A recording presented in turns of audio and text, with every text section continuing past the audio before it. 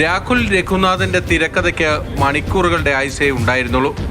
കവർച്ച നടന്നുവെന്ന് പറയുന്ന സ്ഥലത്തും പരിസരത്തും പോലീസ് നടത്തിയ അന്വേഷണത്തിൽ തന്നെ എല്ലാം തട്ടിപ്പാണെന്ന സംശയമുണ്ടാക്കിയിരുന്നു. ഇവിടുത്തെ CCTV ദൃശ്യങ്ങൾ കൂടി പരിശോധിച്ചതോടെ പോലീസ് ഉറപ്പിച്ചു കള്ളൻ കപ്പലിൽ തന്നെയാണെന്ന്. പരാതിക്കാരനായ രാഹുലിനെ വിശദമായി ചോദ്യം ചെയ്തപ്പോൾ ഇയാൾ കുറ്റം സമ്മതിച്ചു. പണയ സ്ഥാപനത്തിൽ നിന്ന് മോഷ്ടിച്ചെടുത്ത സ്വർണം കവർച്ചയിൽ നഷ്ടപ്പെട്ടുവെന്ന് വരുത്താനായിരുന്നു ശ്രമം. ആക്രമിച്ചു സ്വർണം കവർന്നു എന്ന് പറയുന്ന സ്ഥലത്തെത്തുന്നതിന് ഏതാനും സെക്കൻഡുകൾക്ക് മുമ്പ് മറ്റൊരു സ്കൂട്ടർ ഇയാളെ ഓവർടേക്ക് ചെയ്ത് പോയിരുന്നു. അപ്പോൾ ആ സ്കൂട്ടറിലെ ആളെ നമ്മൾ കണ്ടെത്തി ചോദിച്ചപ്പോൾ പുള്ളി ആ സ്കൂട്ടർ യുവാവ് പോയതിന് ഓപ്പോസിറ്റായിട്ട് മറ്റ് സ്കൂട്ടറുകളൊന്നും വന്നിരുന്നില്ല. അപ്പം ഇദ്ദേഹം പറഞ്ഞതനുസരിച്ച് ഈ സ്കൂട്ടറുകാരൻ ഓവർടേക്ക് ചെയ്ത ഉടനെ ക്രോസ് ചെയ്ത് പോയ ഉടനെ മറ്റ് രണ്ടുപേർ വന്നിട്ട് തടഞ്ഞു നിർത്തി എന്നാണ് പറഞ്ഞത്. അപ്പോൾ അതുമായിട്ട് യാതൊരു രീതിയിലും പൊരുത്തപ്പെട്ടു. ഈ പറയുന്ന സ്ഥലത്തേക്ക് ഈ യുവാവിന് പോകേണ്ട, ഈ സംഭവം നടന്നു എന്ന് പറയുന്ന സ്ഥലത്തേക്ക് പോകേണ്ട യാതൊരു സാഹചര്യവും ഇല്ലായിരുന്നു.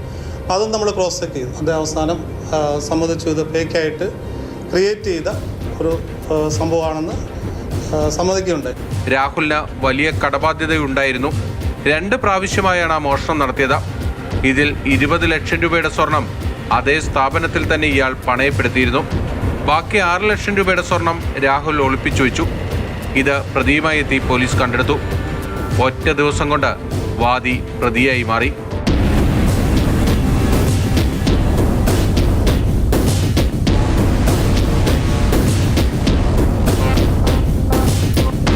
മാതൃഭൂമി ന്യൂസ്, കൊച്ചി.